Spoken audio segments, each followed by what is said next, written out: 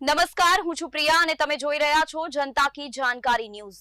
નજર કરીએ આજના સમાચાર। રાધનપુર શહેરમાં લાંબા સમયથી ચાલી આવતી ટ્રાફિક સમસ્યાને લઈને હવે કાયમી ઉકેલની દિશામાં મહત્વપૂર્ણ પગલું લેવામાં આવ્યું છે।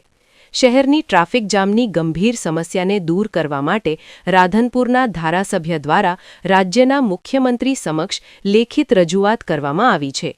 રાધનપુર મહેસાણા સ્ટેટ હાઈવે પરથી પાલનપુર નેશનલ હાઈવે તથા રાજસ્થાન તરફ જતા તમામ વાહનો હાલ રાધનપુર શહેરમાંથી પસાર થાય છે, જેના કારણે શહેરમાં વારંવાર ટ્રાફિક જામ સર્જાય છે। ખાસ કરીને શાળા કોલેજના સમય અને સાંજના સમયે નાગરિકોને ભારે મુશ્કેલીઓનો સામનો કરવો પડે છે। રાધનપુર બનાસકાંઠા પાટણ જિલ્લો તેમજ રાજસ્થાન તરફ જવા માટેનું મુખ્ય માર્ગ હોવાથી અહીંથી પસાર થતો વાહન વ્યવહાર દિવસે દિવસે વધતો જઈ રહ્યો છે। એકમાત્ર રસ્તો શહેરમાંથી પસાર થતો હોવાથી અકસ્માતોની શક્યતા પણ વધી રહી છે।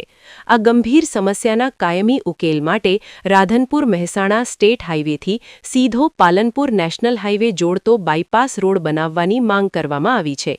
બાયપાસ બનતા ભારે વાહનો શહેરની બહારથી પસાર થશે અને શહેરને ટ્રાફિક જામમાંથી રાહત મળશે। ધારાસભ્ય દ્વારા મુખ્યમંત્રી સમક્ષ કરાયેલી લેખિત રજૂઆતમાં શહેરના વિકાસ, જાહેર સલામતી અને નાગરિકોની સુવિધાને ધ્યાનમાં લઈ બાયપાસ રોડને વહેલી તકે મંજૂરી આપવા વિનંતી કરવામાં આવી છે। જો આ બાયપાસ રોડને રાજ્ય સરકાર દ્વારા મંજૂરી મળે તો રાધનપુર શહેરની વર્ષોથી ચાલી આવતી ટ્રાફિક સમસ્યાનો કાયમી ઉકેલ આવી શકે છે। હવે શહેરના નાગરિકોની નજર રાજ્ય સરકારના નિર્ણય પર ટકી છે। રિપોર્ટર અનિલ રામાનુજ, રાધનપુર।